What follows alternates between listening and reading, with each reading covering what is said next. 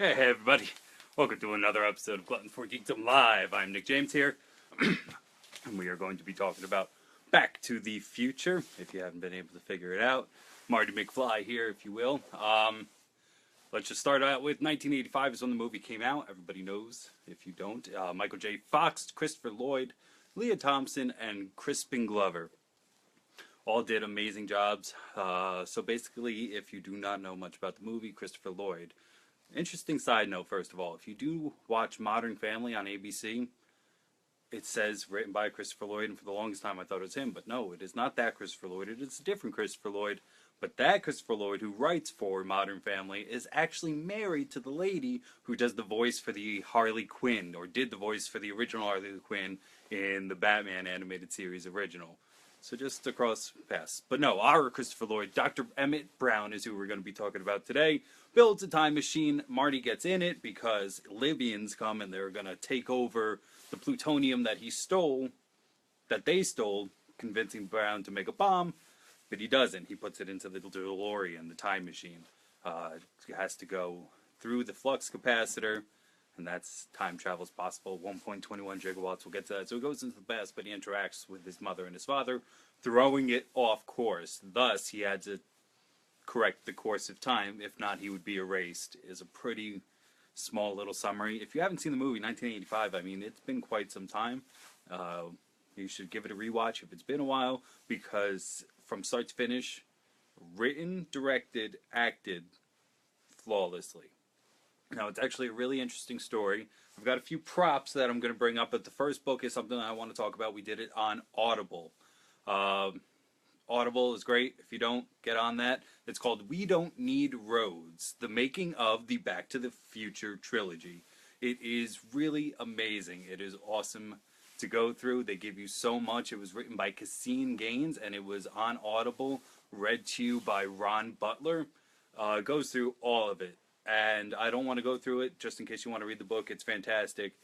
But there was a different Marty Mcfly for the longest time. Michael J. Fox didn't get brought in until they had filmed somewhat over about 50%, I want to say, of the movie. And they all sat down. And by they, I mean Bob Zemeckis, Bob Gale. Two Bobs, but I think it's Rob Zemeckis, Bob Gale. Is how I'm going to distinguish them. Sat down and they were like, do you see what's wrong?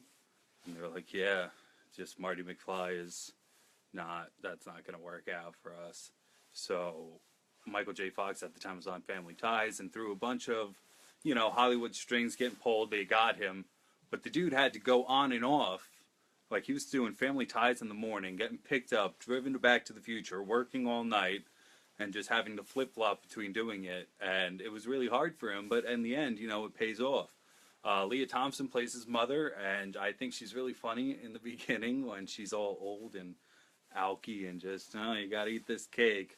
And, Joey didn't make bail again. And when we go back to the past, or when we enter the past, you see him and he's in a playpen with bars. And Marty's like, you better get used to these bars, kids.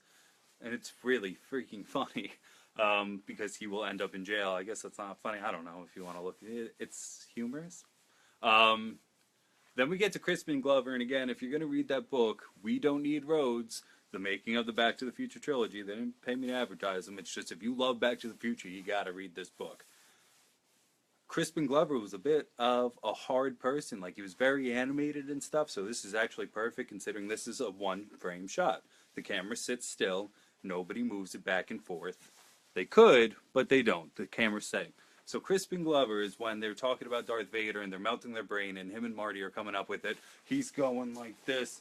And you can't see me, and then he's coming back in, and he's going over here, and you can't see me, and the guy and director Zemeckis is like, freaking cut, man, like, everybody take lunch, and he gets his grips together, and he's like, you gotta build him something. So they literally build him something, so he cannot go either way, and just little stuff like that is amazing to hear about. Something else I learned while getting ready for this is something I didn't know from 91 to 93, 26 episodes of an animated series, where Christopher Lloyd actually, he played the live action of Dr. Emmett Brown. So, the science guy, what's his name? Oh, geez, I'm about to blank. Bill Nye, the science guy, excuse me, was on it too. just all in all, a really fantastic movie that puts you into that wonderment. I love all of the underappreciatedness of it, because the second one, when you watch it, when I was a little kid growing up, this is again one of those movies that you just saw growing up that I loved, that I attached to. Star Wars is the other one that you hear me talk a lot about. And yeah, I always liked the second one better because they went to the future, and I couldn't wait to see hologram sharks and stuff like that. And to have it play out more, it is actually a better idea to how cool would it be to go back and view your parents before they were your parents, before they were even a couple. You know, you don't want to do what Marty Mcfly did and get in the middle of everything and mess it all up and then have to go through kissing your mom and knocking out Biff, and I think he stole his wallet. That's part 2. We'll get to that eventually. Not today, though. I have a few more props that I wanted to bring up. Like I said, that was the first book. I'm going to do a Crispin Glover and go off screen, but don't worry, you do not have to tie me in. Sorry. If you don't have this, it is one of the coolest things in the world. I'm only going to go through the first half because I really do not know like the legality of showing you the inside, but it gives you props. It is literally called The Ultimate Visual History, written by Michael Glassthorne and Randall Atman, and they give you stuff like this. Can you see? Oh, yep, there they are. There you go. You get stuff like this. How great is that? If you don't know, this is what Marty always keeps pretty much right here, and oh gosh, my family's disappearing, and this is his time clock of when until he goes and sings Earth Angel. I had it. You get, as you're just reading everything about it, the flux capacitor, you know, you get the thing, you get also in here somewhere, do not open until 1985. You get the doc's letter to him.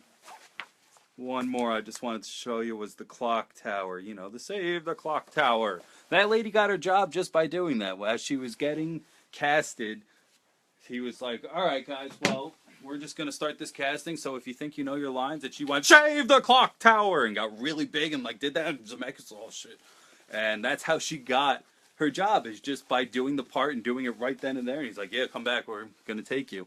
So remember, if anybody's out there, just freaking do it. Just go for it, you know? What's the very worst that's going to happen? Last little memorabilia I just wanted to show. Now, I'm actually really pristine about how it goes. This is one of my favorites. It has sat in this box and this bubble wrap forever, so much so that I can't actually show you what it does because the battery's died. But that's how long I've kept it pristine. It's a flux capacitor watch. So when you do it, it lights up, and oh, there it goes. Oh, no, it's working. Perfect, there you go. So it's got the date on it, and then it lights up according to the time that it is, and it gives you different buzzers.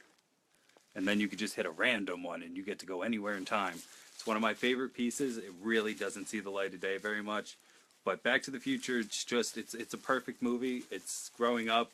It has a little bit of fun in it.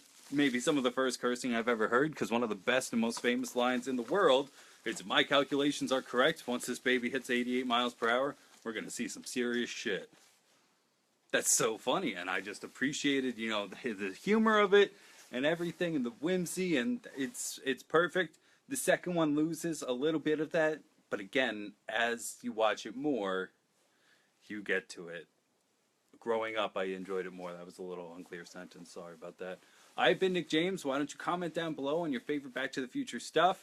If you have a Back to the Future outfit yourself, you know, and it's weird how much of this I just had laying around. But the vest was bought perfect by Miss Pasquarello. If you follow her on Twitter, follow us on Twitter though. Screw her. At Gluttonous Geeks on Instagram. Gluttons for Geekdom. MySpace. I was in a freaking DeLorean because I just said MySpace. I must be in the past. How about we try Facebook? Facebook.com/Gluttons for Geekdom. Comment, like, anything. Let me know how you're feeling. 1.21 gigawatts. See you guys later, because where I'm going, we don't need roads.